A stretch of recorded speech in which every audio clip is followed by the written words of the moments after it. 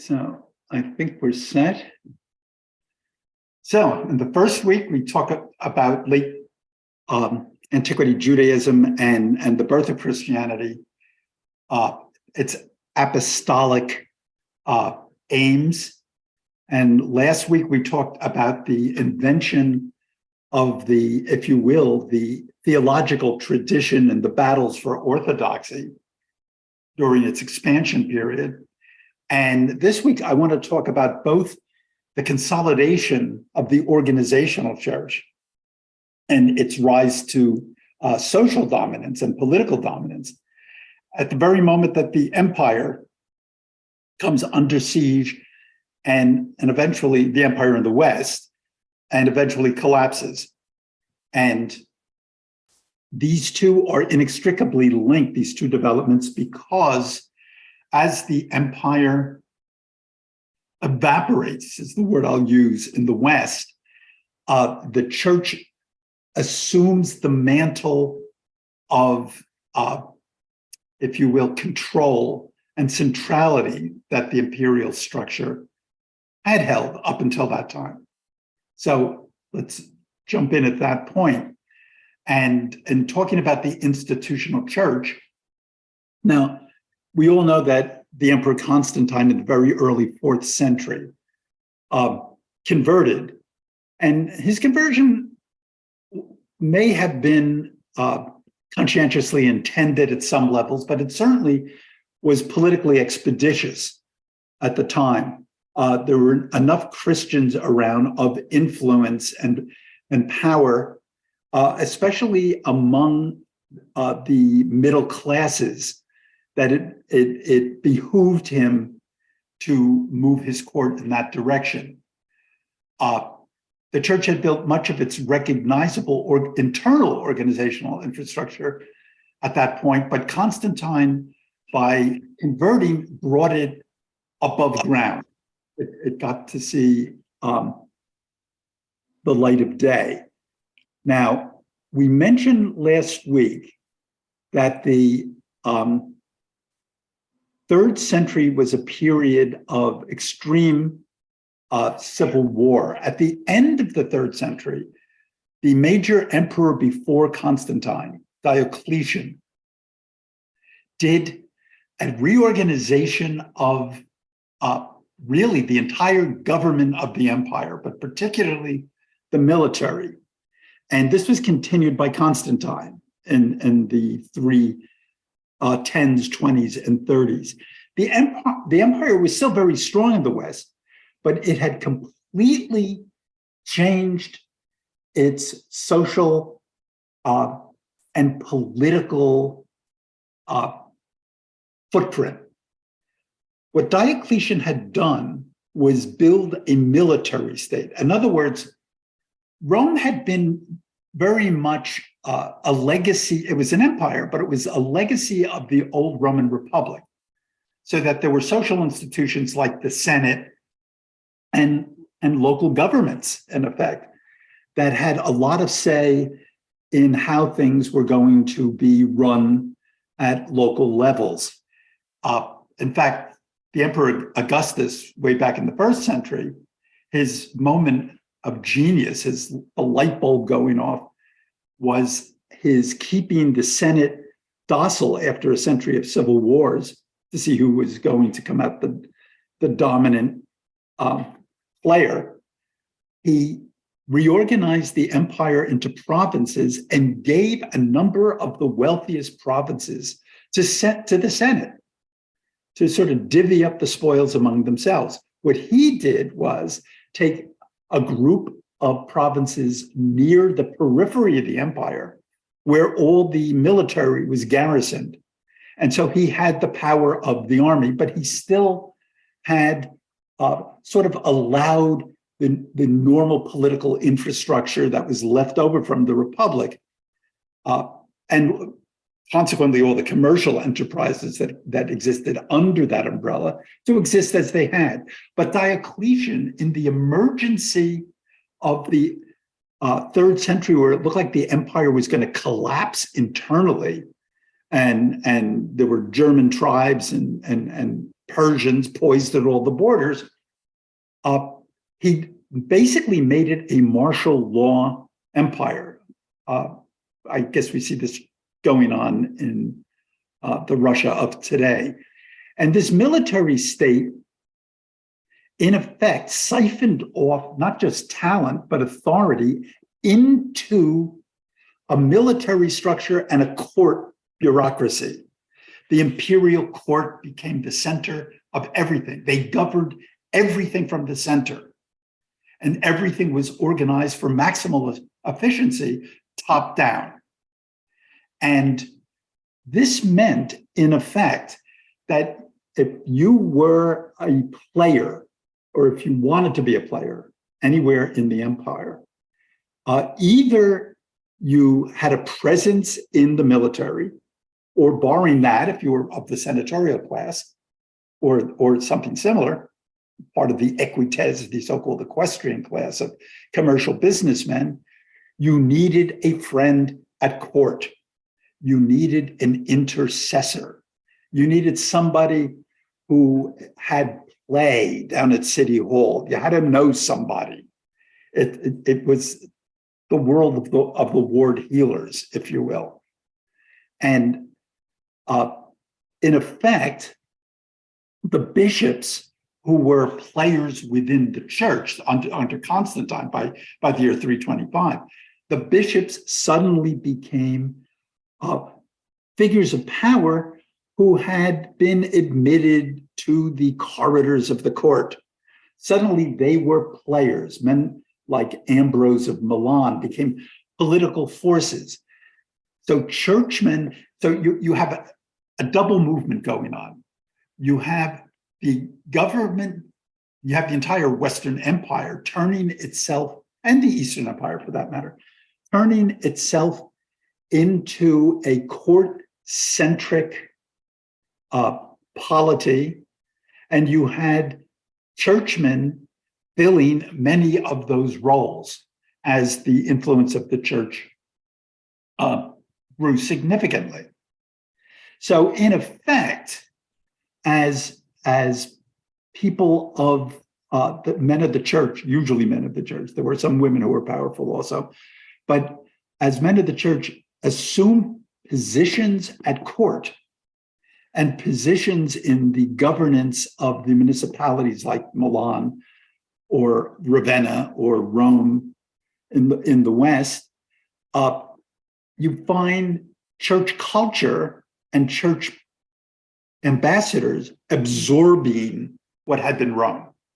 So there's this process for a century and a half, from 300 to 450, and the borders are going to be challenged after 410 AD. You find in this century and a half, the Roman ruling class becomes a churched class. And the church itself in this period starts adopting the cultural, literary, educational traditions of the empire. In fact, they even take on the dress codes of the senatorial class. If you wonder where all the fancy vestments of the Roman Catholic Church or the Orthodox Church or the Episcopal Church for that matter come from, all the fancy liturgical outfits and the silk slippers and the like, it's because they were emulating the court style of the period. So this is the age also, though, when the pagan curriculum is remade as a Christian curriculum. They're now the controllers of the message. Christ becomes the source of learning, but also the object of study. It's the new paideia, it's the new educational value system. Even Roman history was written with these new ends in mind, a new tendential history. The adoption of Christianity was for Christians a sign that Roman greatness and destiny were going to be divinely ordained.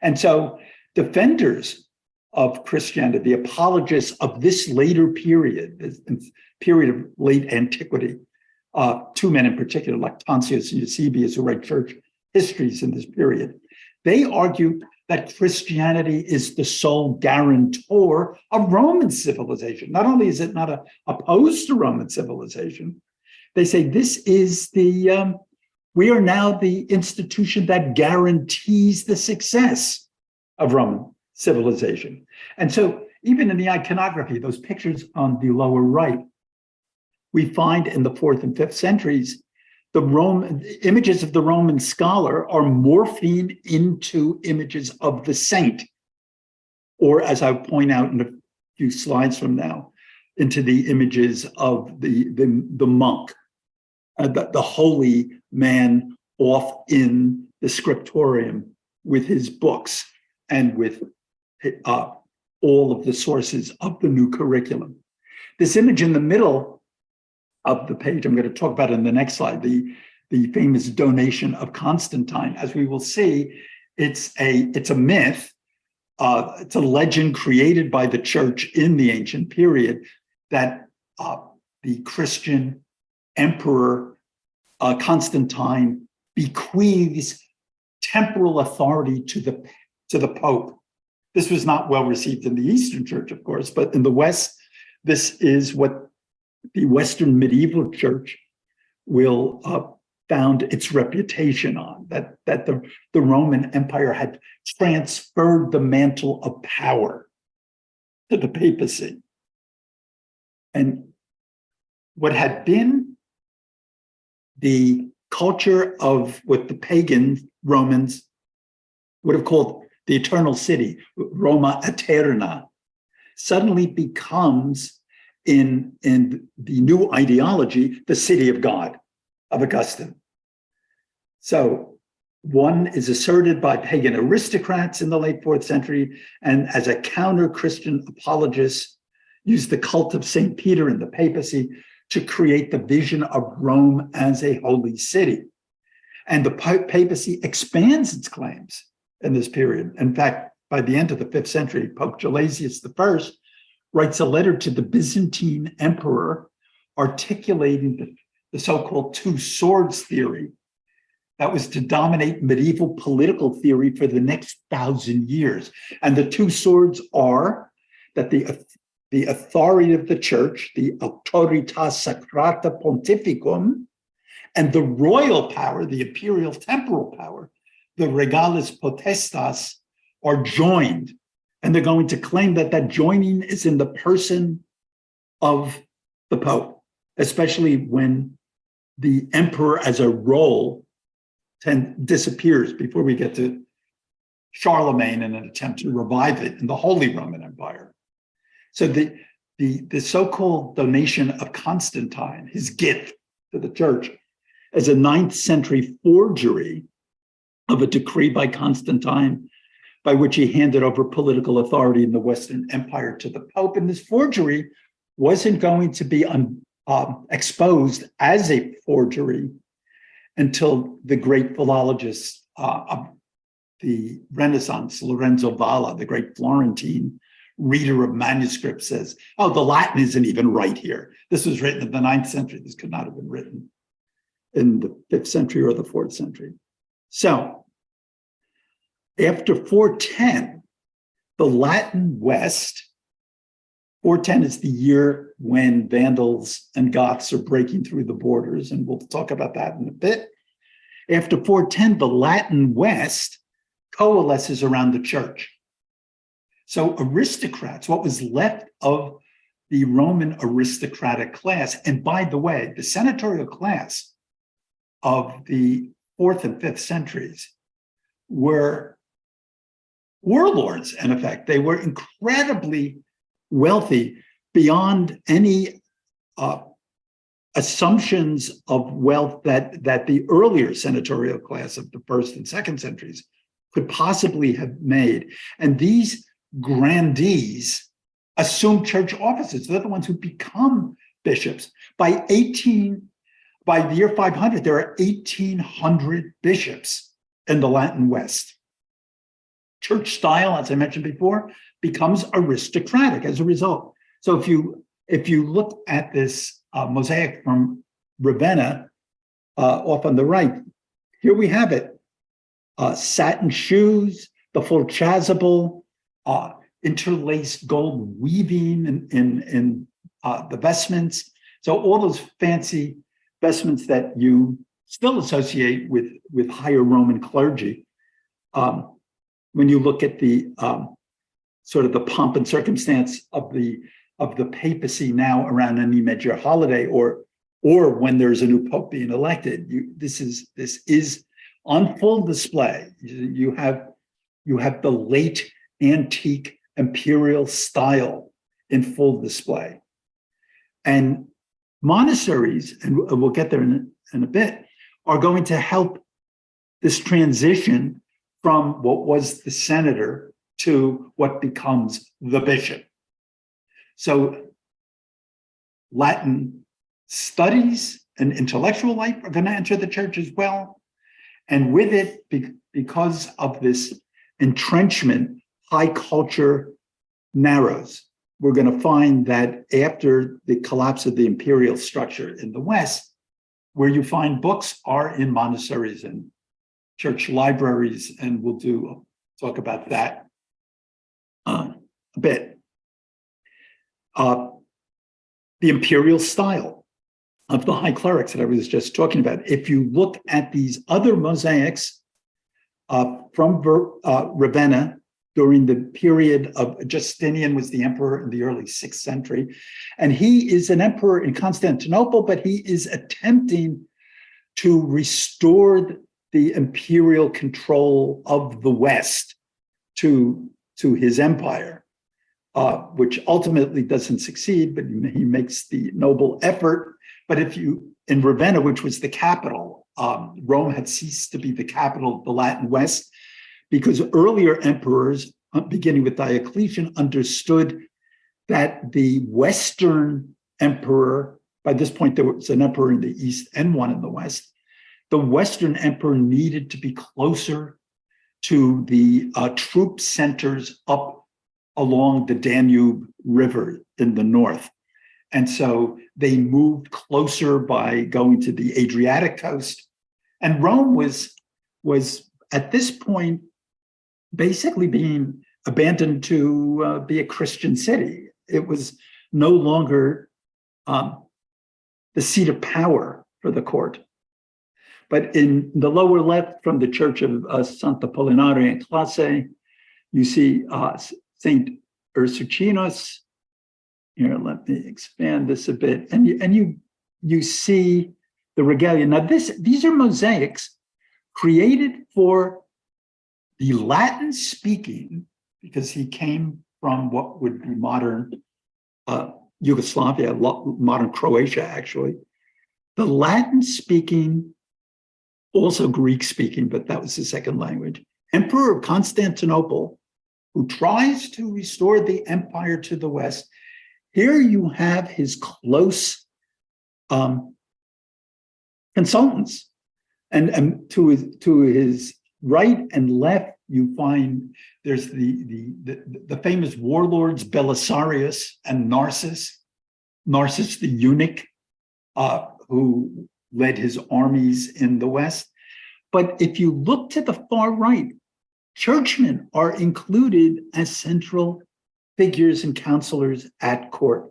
So you have the military, the court bureaucracy, and churchmen, and the churchmen are represented, of course, by their holding the gospel and a censer, are representing in this famous mural from San Vitale. If you've never visited the churches of Ravenna, it's worth the trip.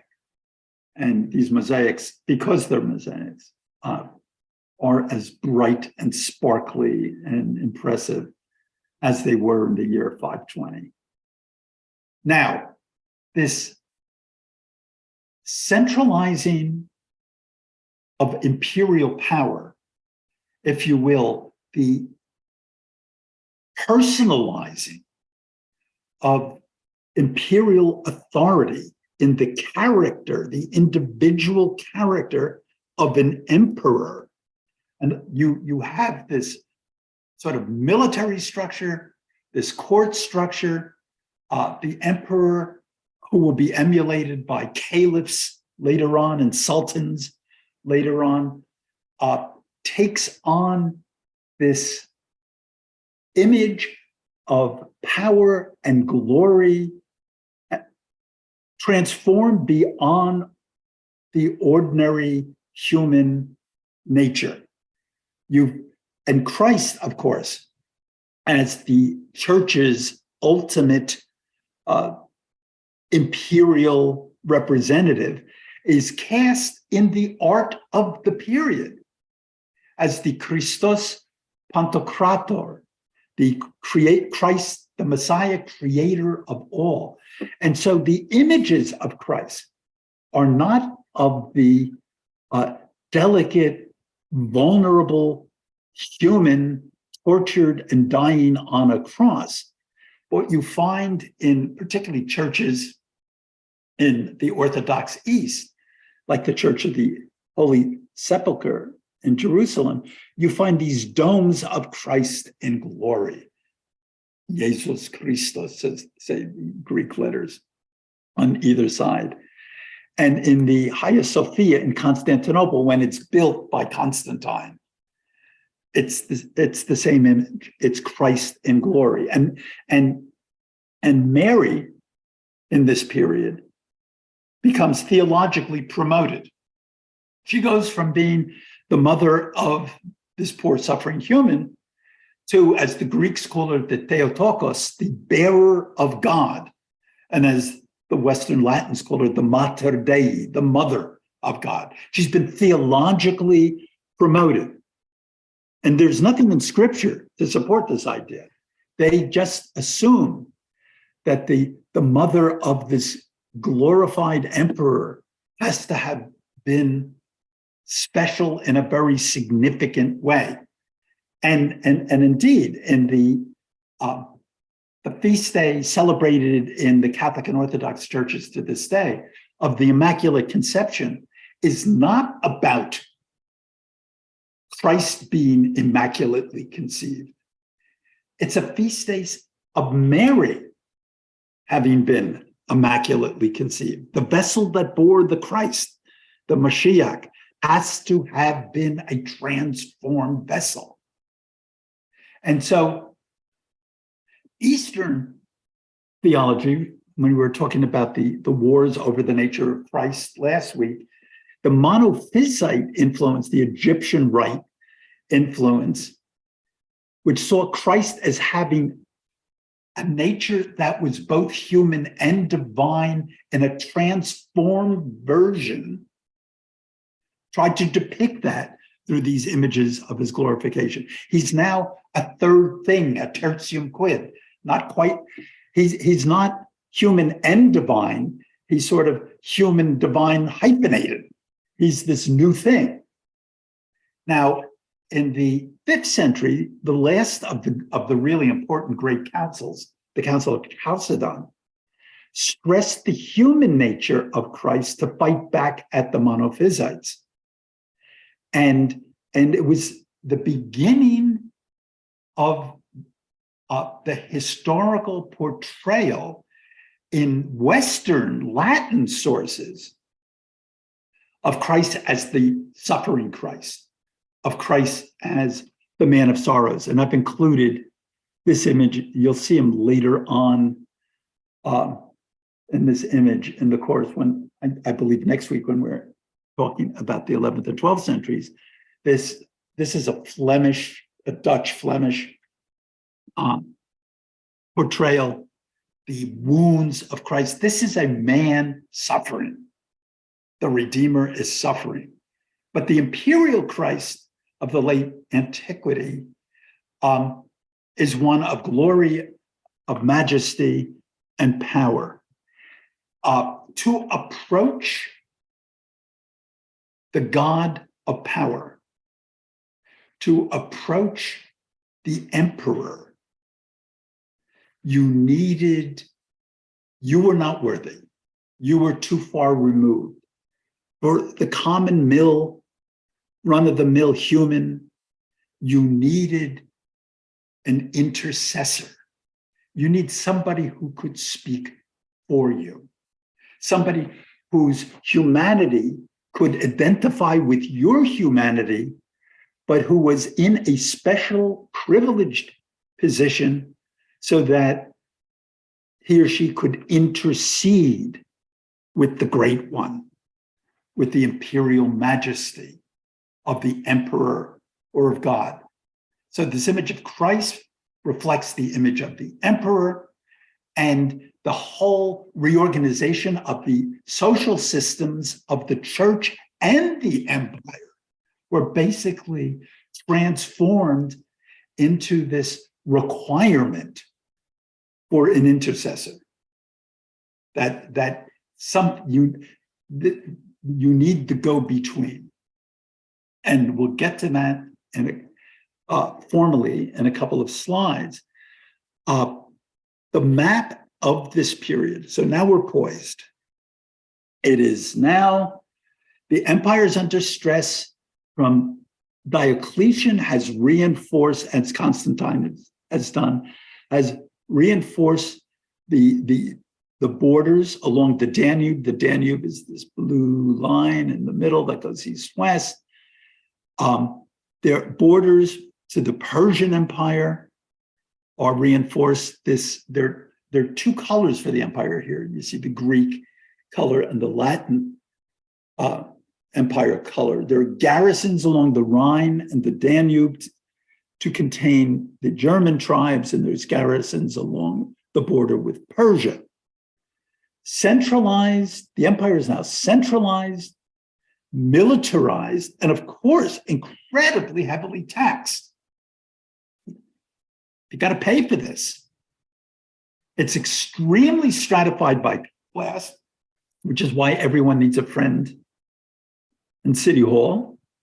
The lower classes are incredibly burdened and resentful, and if you will, in countryside areas where the great landowners have consolidated their control of the land into these huge latifundist plantations, it begins to look like, and it's very ready to be transformed into the world of serf and overlord that we are going to see in the early Middle Ages.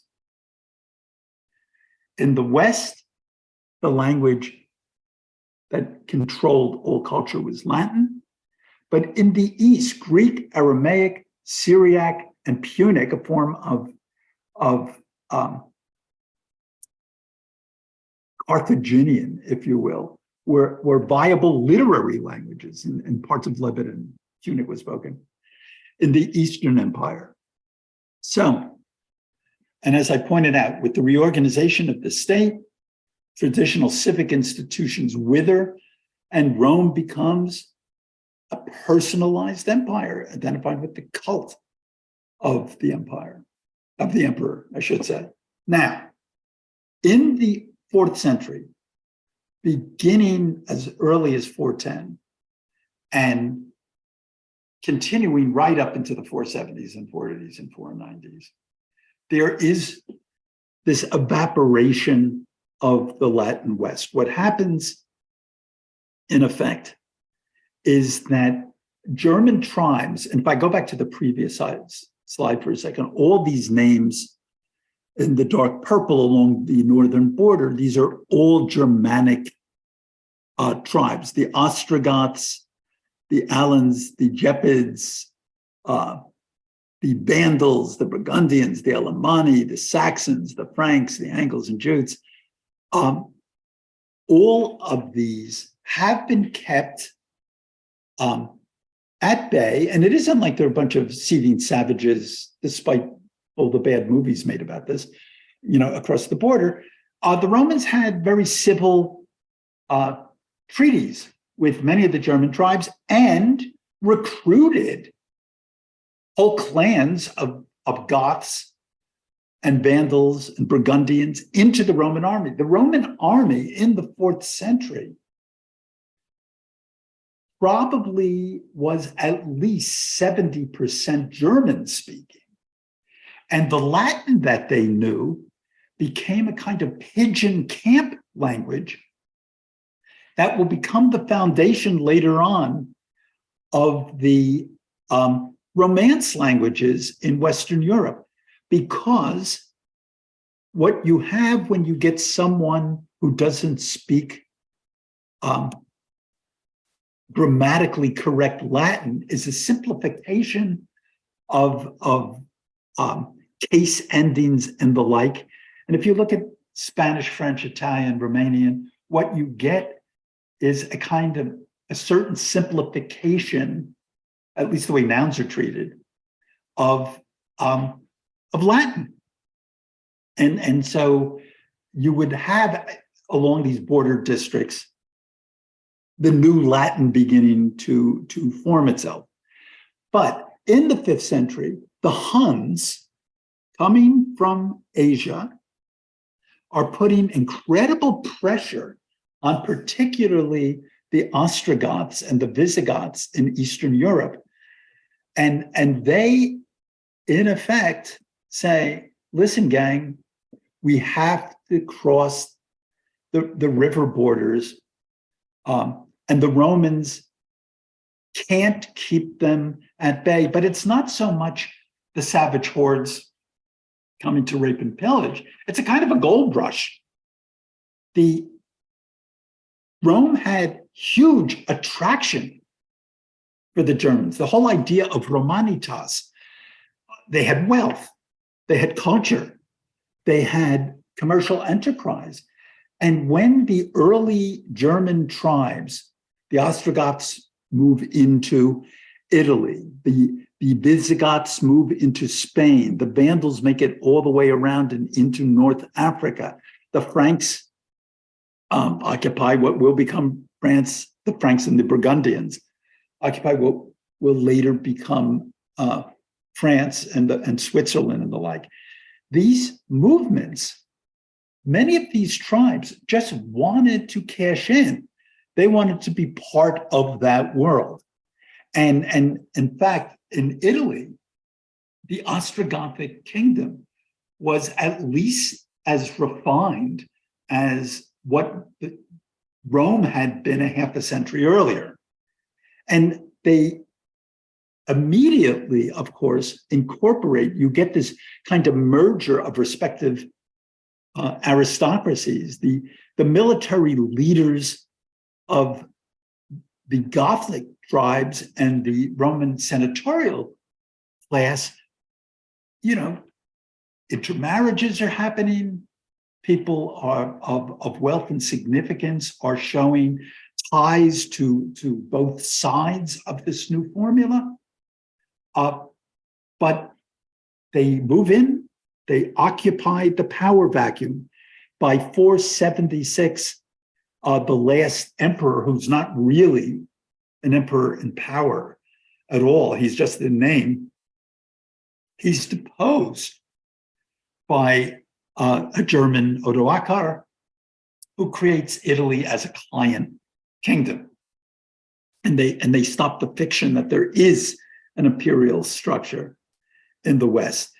At Constantinople, the imperial structure is still, maintaining sway. And the Eastern Roman Empire will, in a diminished form, progressively diminishing, will last for another 1,000 years. It isn't until the mid-15th century that Constantinople is finally taken by the Ottoman Turks.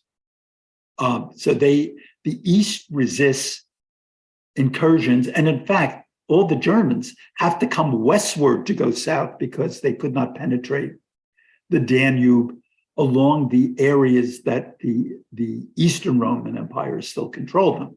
Now, a result of this evaporation of central power in the West,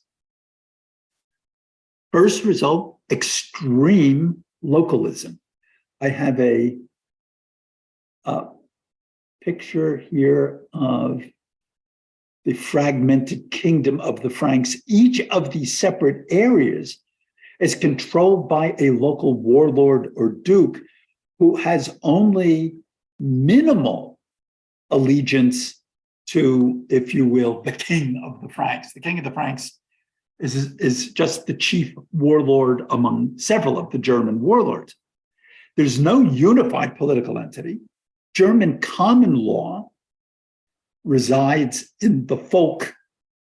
The people decide, not in the Justinian's code or Roman civil law. There's no state theory as in Roman law. There's no concept of a res publica or a state. And German kingship is essentially based on clan kinship. And so the organization into clans devolves into the vassal-lord relationship. The comitatus, or Gefolge, using the German word, was the band of warriors that a successful warlord could claim the allegiance of. He was king of the hill, and he could count on his posse to be there for him.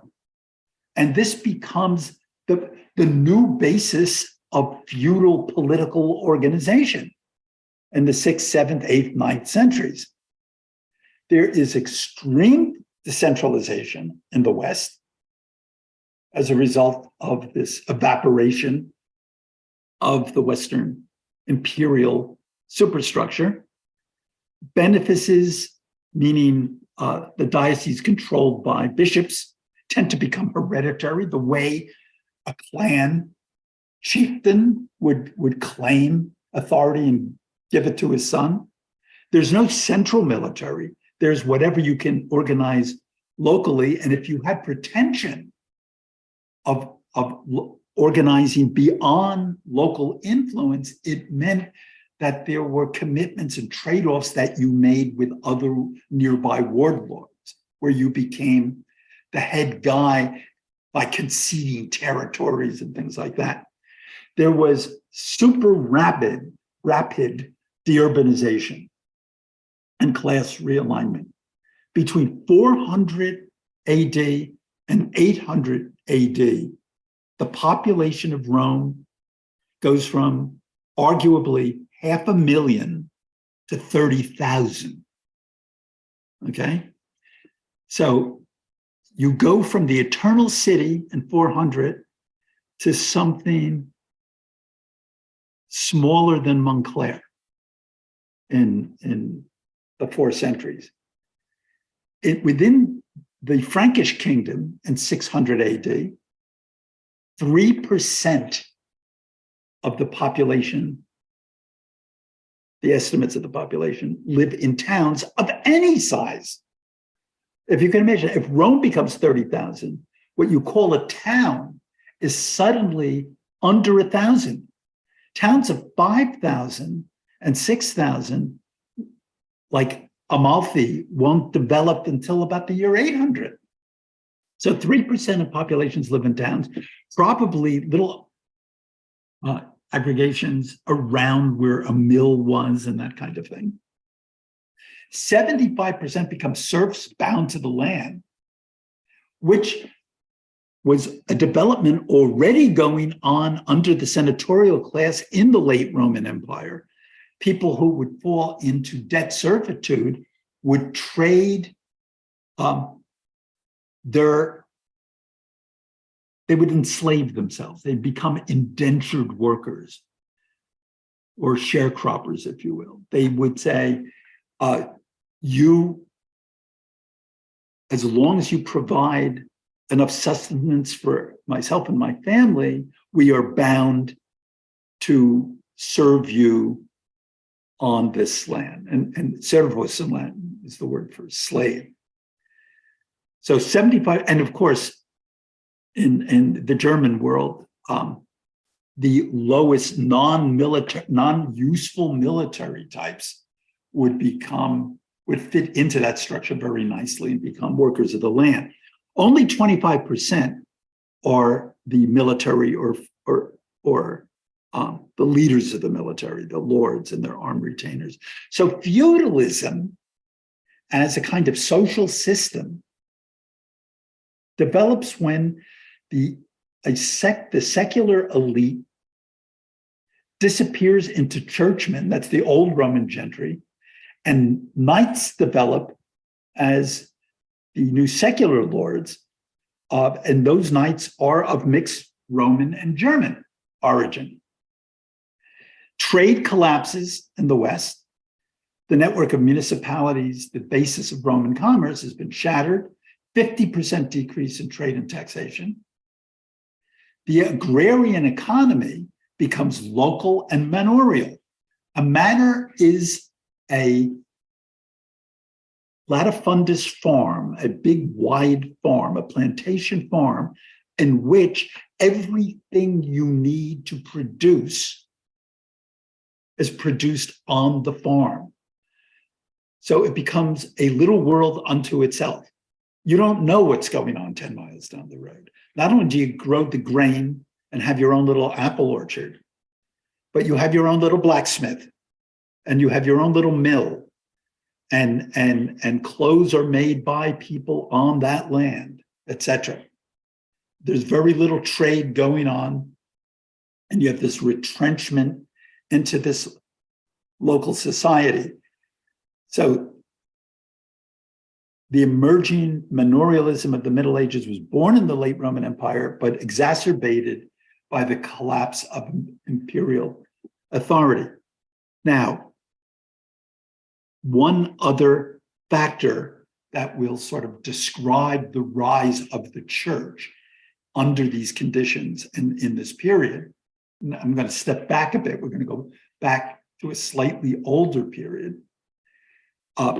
Monasticism, let me blow this map up a little for you.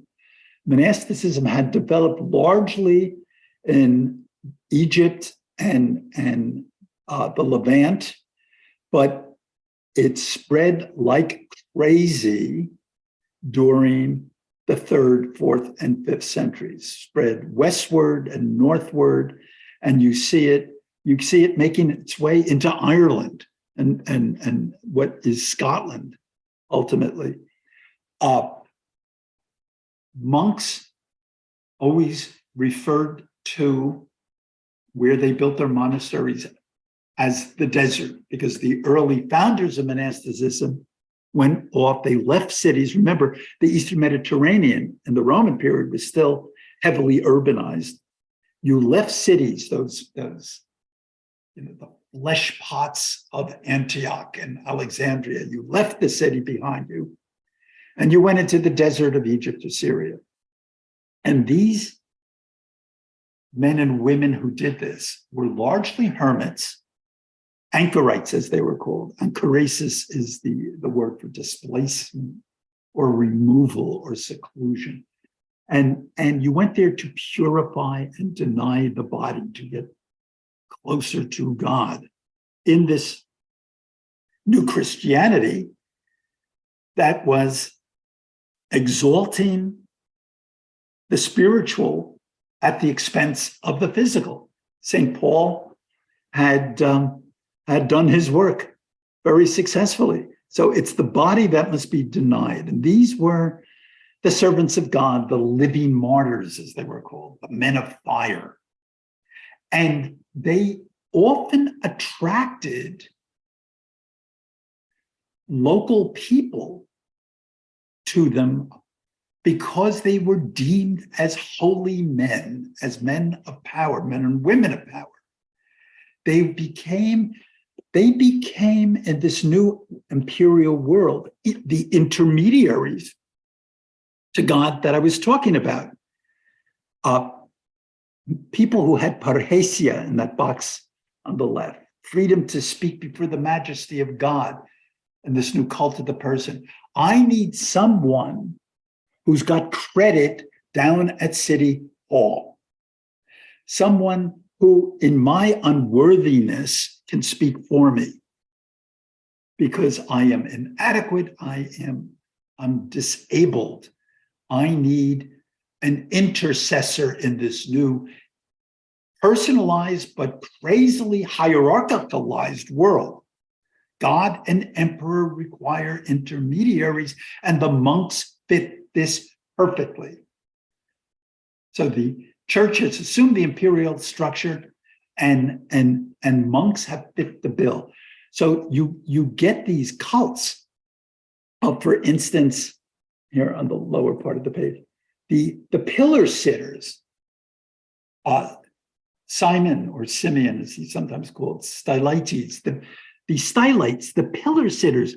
There were these guys who would build outside of town a pillar and get on top of it and stay there for 20 or 30 years. And people would bring them bread in a basket and they'd pull it up. And I don't want to know about their bathroom habits and the like, but there they were. And you brought your votive offerings. I'm bringing bread to Saint Simeon so that he can pray for me, so that he can represent me. The picture on the left is of Antony at the desert, who is considered the first of the great hermits. And then monks start living together in larger and larger communities, and rules are written. So the rule of St. Basil in the Orthodox realm and the Greek realm becomes the document of rules around which cenobitic or group monasticism is built, and St. Benedict and Benedictine monasteries in the Latin Mediterranean.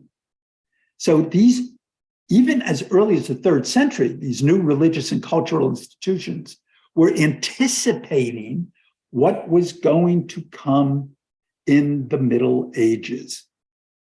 Okay, it's a long way from the bottom to the top, from the bottom of the hierarchy and the top to the top of the hierarchy. This image on the right, the ladder of divine ascent. We're way down here at the bottom. Here's a holy guy leading us up the ladder. There's some saints here up in the upper left who might intercede for us. And along the way, as we try to get from the bottom to our ultimate destination, which is salvation, there are these little critter devils who are going to torture us and try to pull us off the ladder of ascent. So we need all the help we can get, because we're not going to be able to do this on our own.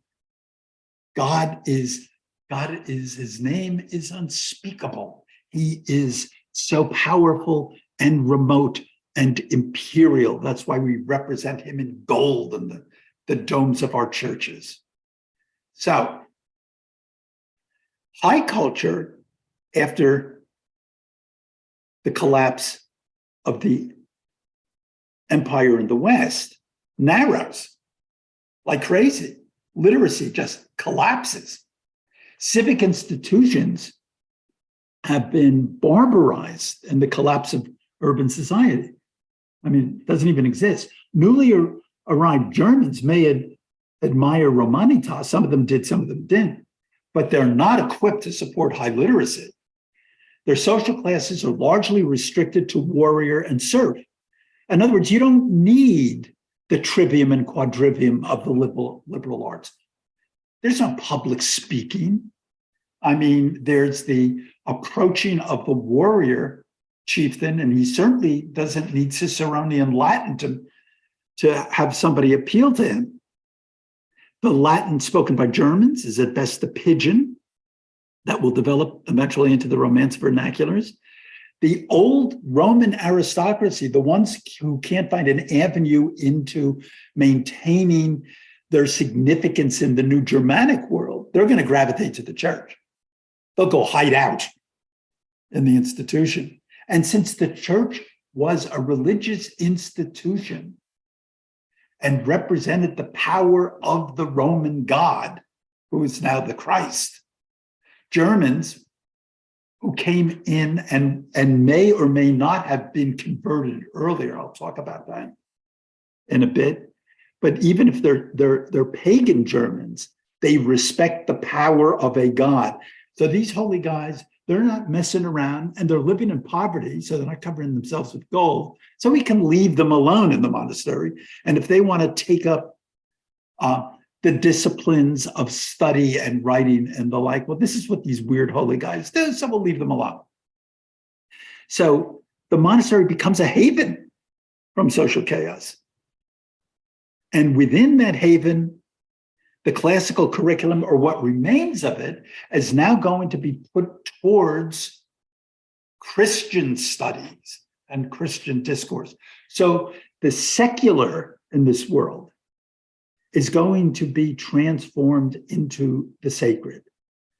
So all those books that were copied in Latin in the secular scriptoria of the late empire, all of those translations of Aristotle and Plato and Quintilian's lectures and the scientific journals and the medical stuff, that recedes. Some of the monasteries have those on the shelf. And during the Renaissance, people will go rummaging through old monasteries to see if they can find on the shelves abandoned secular texts from the Roman period that had literally been forgotten.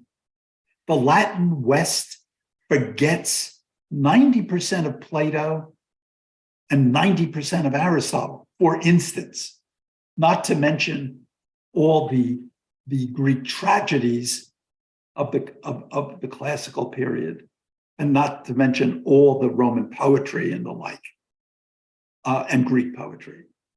The books that matter to them are the holy books. And so they will produce lots of Bibles, lots of breviaries, lots of missals. They will illuminate this stuff. All the theological discussions coming out of the debates over orthodoxy, those will be commented upon and teased out for higher meanings.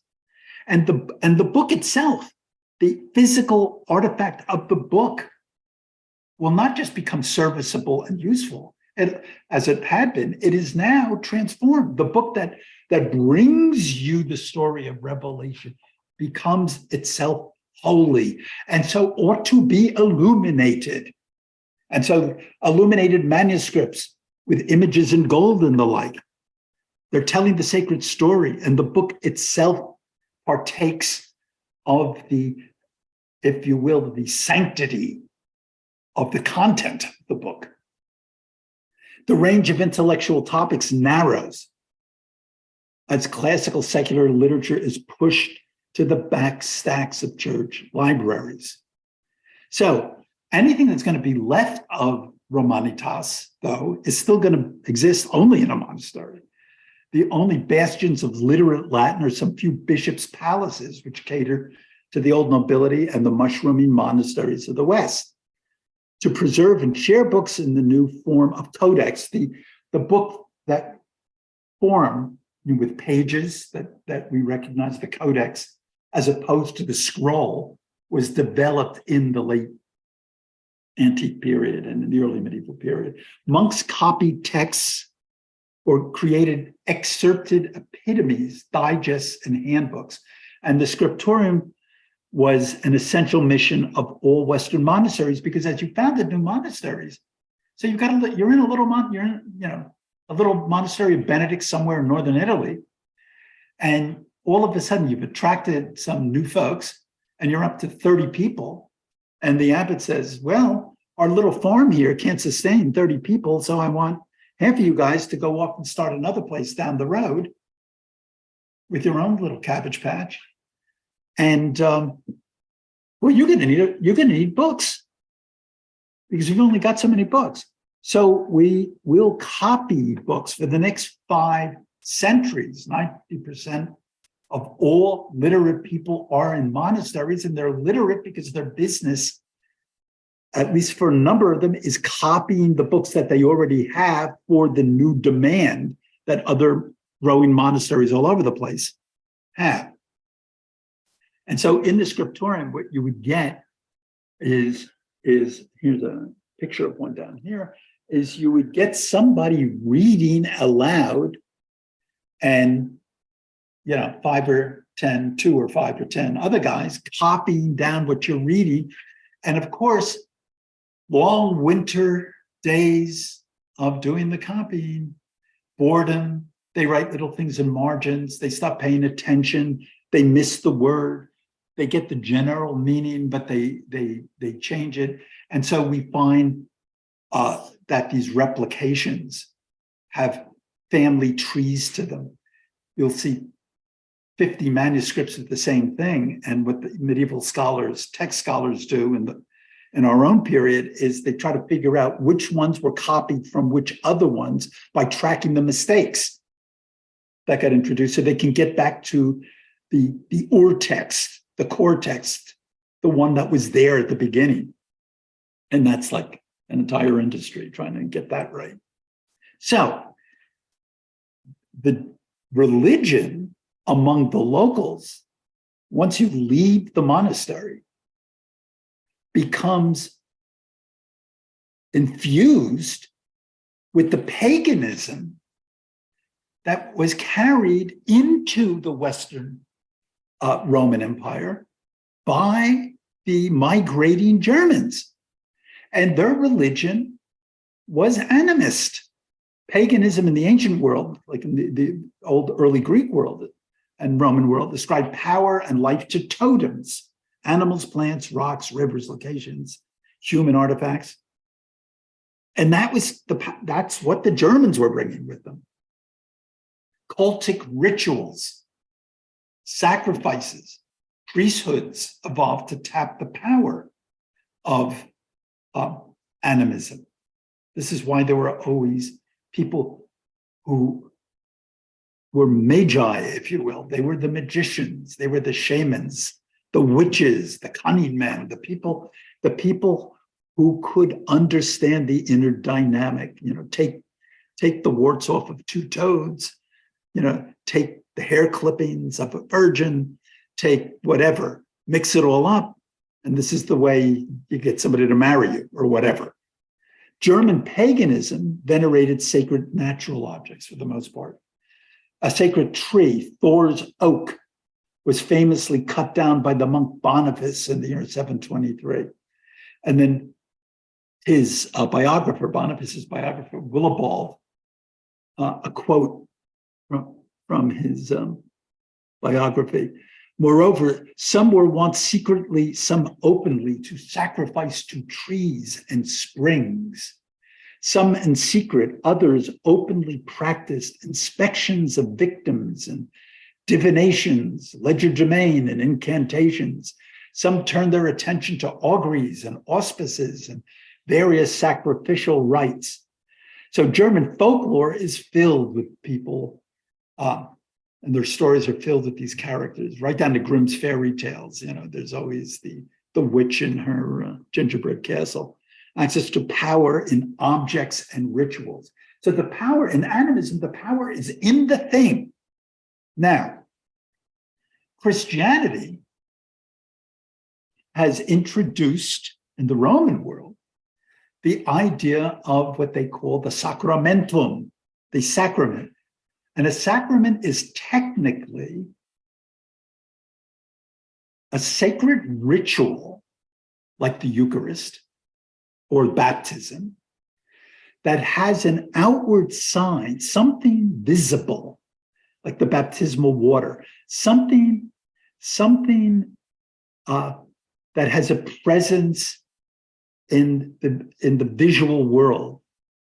And for unsophisticated minds, so now into that world, that world of sacramentality, of sacred rituals that have higher commemorative significance, with very rarefied explanations of what they represent and what they mean and how they work.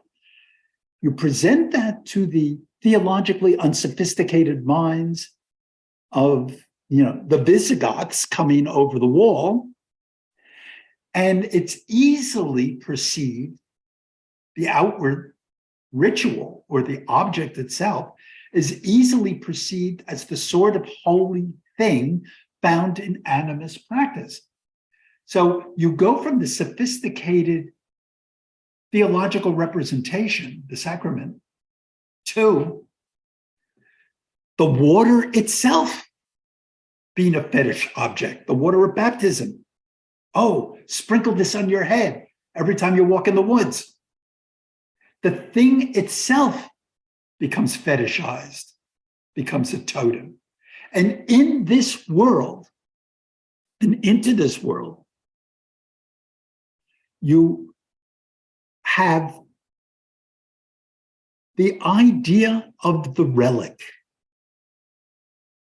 The relic, a sacred thing, the part of a saint's body. The holy was reified. The intercessor, the saint, the one who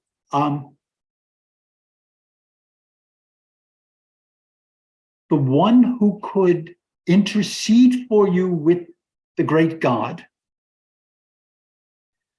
his very body is reified. The saint dies, you want a piece of the bone.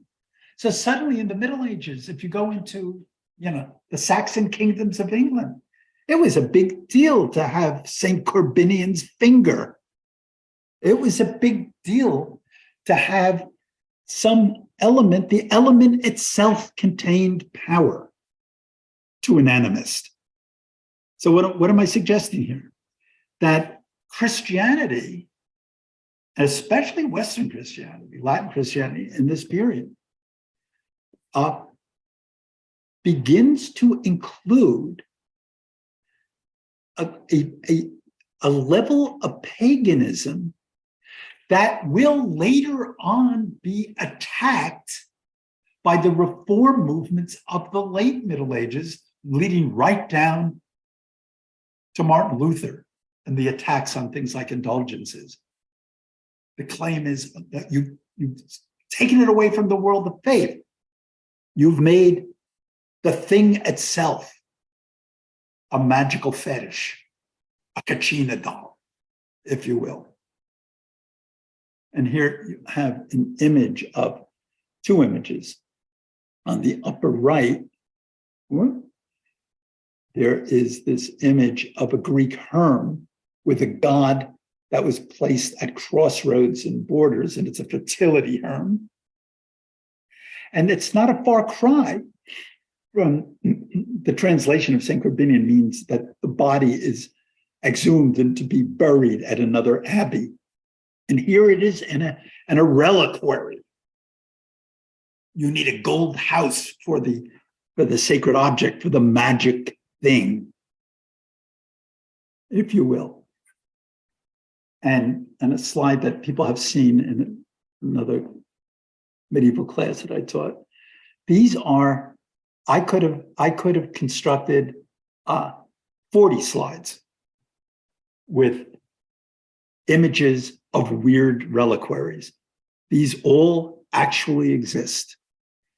I chose these because they represented different body parts of holy intercessors. And we have the heart of Saint Camillus on the upper left. We have the hair and fingernails of Saint Clare. We have allegedly the skull of Mary Magdalene. We got the blood of San Gennaro in Naples that liquefies on his feast day every year. If it doesn't liquefy, they expect, Vesuvius to erupt. You have the arm of Francis Xavier, who was martyred in the Orient. And here you have, from a much later period, I love it because it's at St. Mark's Square, you have the procession of the True Cross. Everybody claimed to have a remnant or an element. I suppose there's enough wood there to build Yankee Stadium 3 times. And if you added in all the remnants of the True Cross, this is a Gentile Bellini painting. So I don't know, maybe it's 15th century, I'm not sure. But the sacred rituals built around sacred objects. And indeed, Latin Catholic Church theology even elaborates, they recognize the danger in this, and they elaborate a theology, an argument that says, true, when you pray to God, worship due to God is called latria. It's a different thing then you're asking for the help of a saint, doulia, from doulos or slave. I am recognizing you as my superior, Saint Elmo, Saint Louis, Saint Joan. Please grant, make an appeal for me. You've seen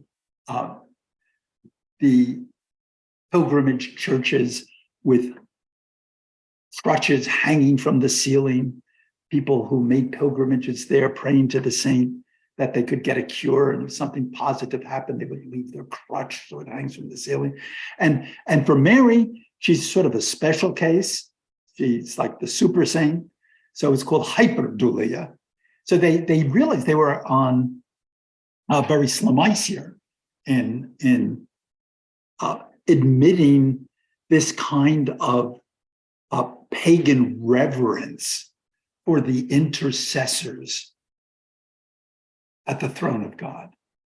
But intercession is a social act and reflects the hierarchy and the stratification of medieval society.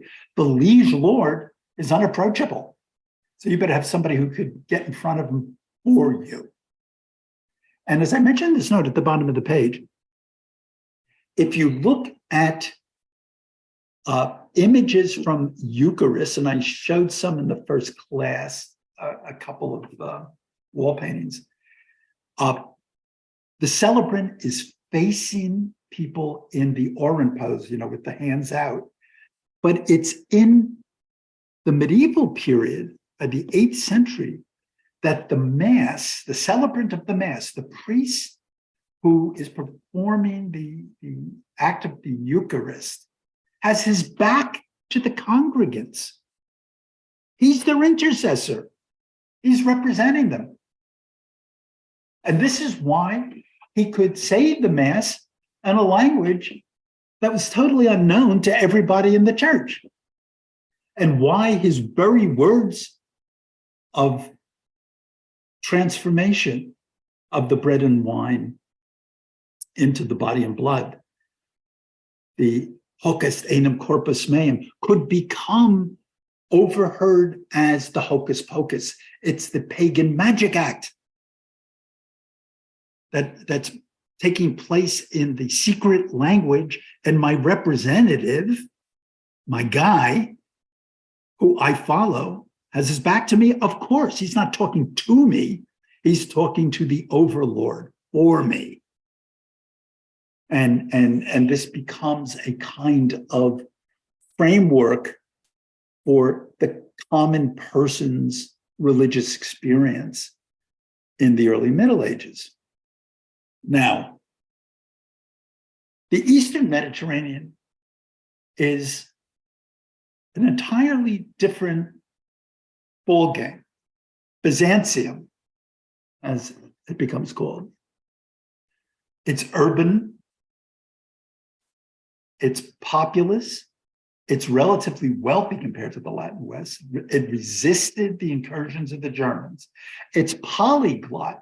They often absorb and assimilate immigrants of German, Slavs, Armenians, and others into the Eastern Empire successfully. And they sort of make them into Greek-speaking Romans because they don't let in overwhelming numbers. They're able to deflect the Goths and Huns through diplomacy, bribery, and by using some mercenaries. So they pay them off in some cases.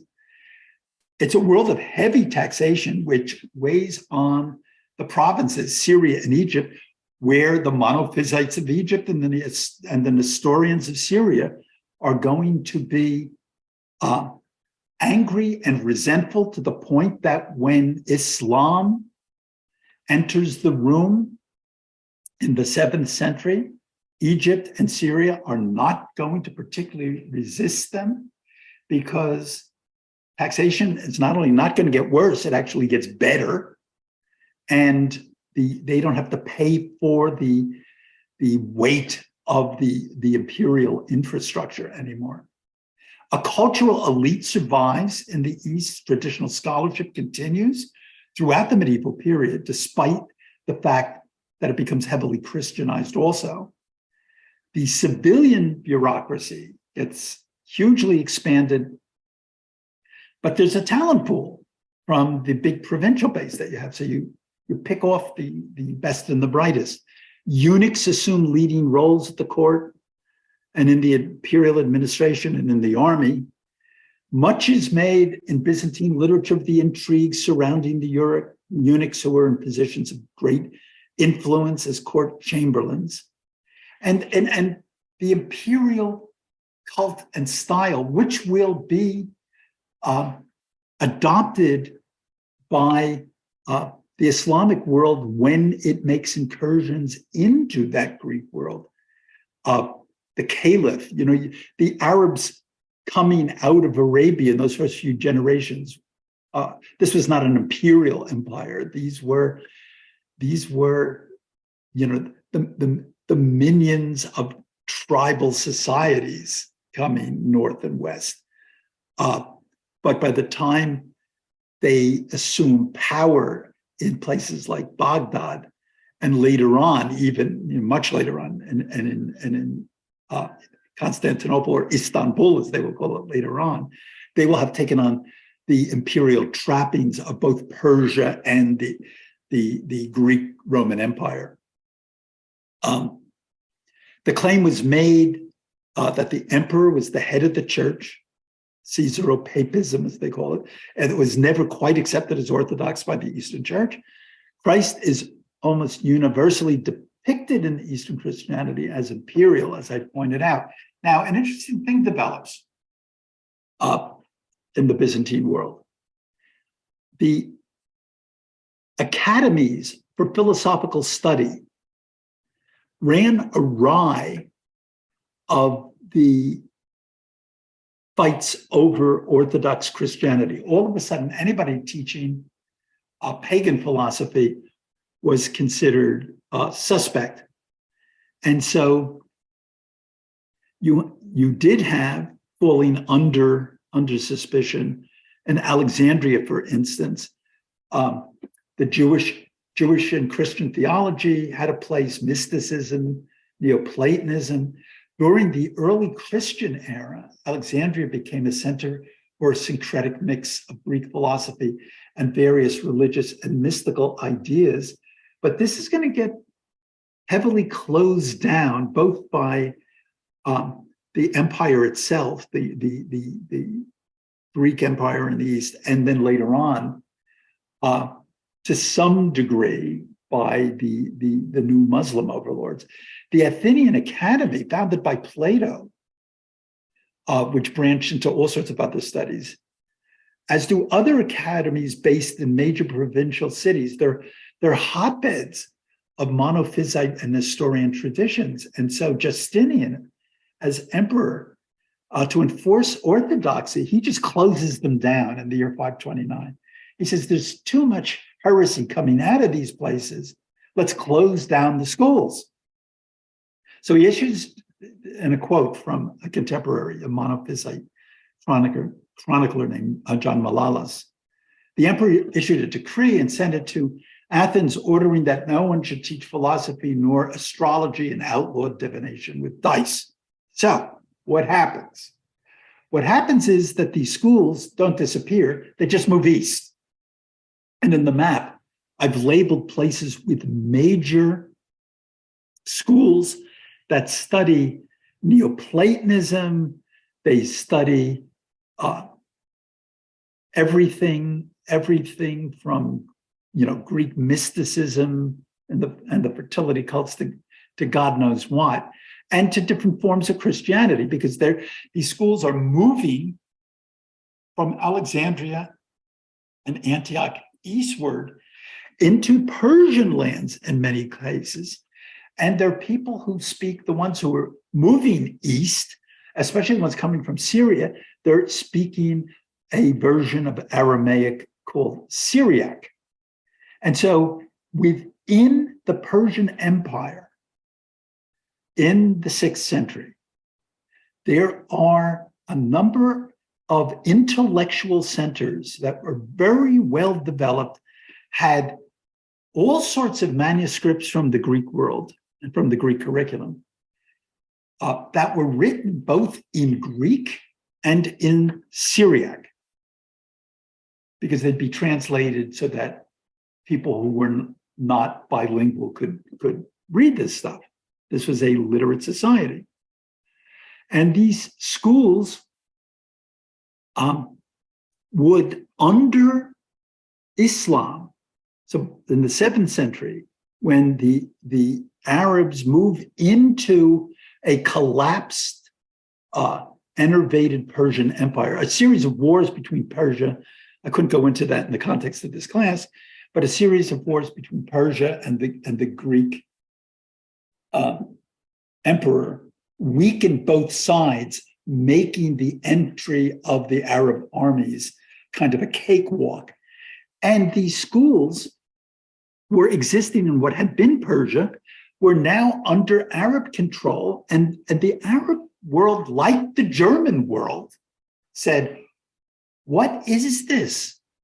There is an entire curriculum here with medical texts and as texts on astronomy and all kinds of useful stuff. And they put these academies to work translating this stuff into Arabic, which is why in the 8th and 9th centuries, most of what had been the central texts of the Greek world were translated into Arabic. So the Arab world, which will have by that time spread across, and I'll show you a map in a moment, across all of North Africa and into Spain, they had access to Greek antiquities that the West had lost track of and had lost the ability to read them in their original language anyhow.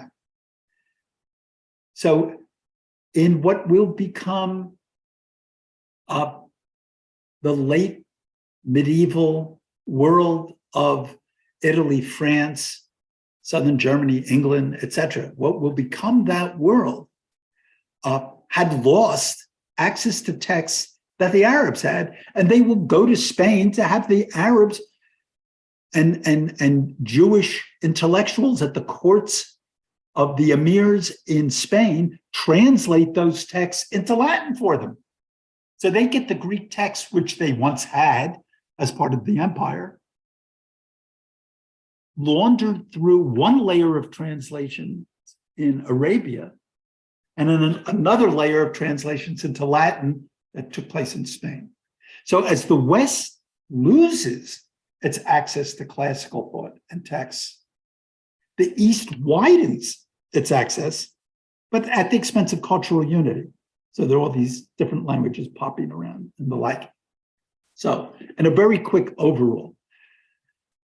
So when we get to the 8th century, what the West looks like is, and I divide it into arenas. So in the red box, Anglo-Saxons, Picts, Irish, Welsh have been recently Christianized. They occupy the British Isles. The Irish monasteries are at the heart of the early conversions. And some of the Irish monasteries actually still have some of the Greek texts and they can still translate them. But it's a minority tradition, but it's still there. Irish and English monasteries sponsor Christian missionary movements back into German and Slavic lands. So there's a reverse conversion. Christianity will then move from Ireland and England back into Western Europe, continental Europe, and convert those Germans that hadn't been earlier converted. The Franks, the usurping dynasty of the Arnulfings and the Pippinids, are ambitious. These are the grandfather and father of Charlemagne himself, and they very cleverly establish a connection to the papacy and are granted. There's always this, throughout the Middle Ages, there's a kind of secret handshake between the Franks and the Pope to contain the other Germans which is why France always sort of had a special place within the Catholic Church later on. Spain is almost entirely Umayyad, the Arab emirate, the family of the Umayyads, who in 750 have been pushed out by the new imperial family in Baghdad. Actually, the Umayyads had come from Damascus, but the new winners in the Arab world, the Abbasids, and the ones who did most of the translations, forced the prince of the Umayyads to move across North Africa, and he winds up occupying Spain. There's very little contact with Northern Europe, but there's a high interaction with local Christians. And it's these local Christians that will become the connecting point between Western Europe and the remnant of the Islamic emirate in Cordoba later on in the High Middle Ages. The Mediterranean is in the hands of Muslim and Byzantine traders. Christians in the West are completely cut off from trade with the Eastern Mediterranean, except through overland routes, and that is one risky enterprise. Italy has become Lombard in the north and the south, and the church controls the so-called papal states with the help of the Franks in the middle of Italy. So you see green Lombards in the north and green Lombards in the south of Italy, with some control of Sicily and Corsica or Sardinia, still as a remnant control of the Byzantine Empire. And there are villages in Sicily and Puglia and Calabria, even to this day, whose local dialects were not forms of cannibalized Latin or Italian, but were dialects of Byzantine Greek. And then the final slide. So here's the big picture of the whole of this world as we leave it after the collapse of the Western Empire. You see the Byzantine Empire in 715. It's been reduced. Turkey, all of the Levant has been lost to the Arab sultans. All through Croatia, there's control all through the Peloponnesus in southern Italy, the Byzantine Empire. The Arab world, or the world controlled by the Arabs, speaks 10 different languages, Berbers in the west and Persians in the east and every other language in between. Control all the way from the border of India across North Africa and into Spain, and with an edge into France across the Pyrenees in 715. There are still Slavs and Hungarians, Magyars and Avars and Bulgars and whatever in northeastern Europe, Kingdom of the Franks, Lombards controlling Italy, and the West will be an impoverished, quasi-paganized, but Christian remnant of what had been the classical tradition. And its Christianity looks very different from the Christianity of the first few centuries of the Roman Empire, and will be transformed again in the 11th century. And that's what we're going to look at next week. But that is it for us now. And I can remove my pen. And anybody who wants to comment or ask a question or be my guest.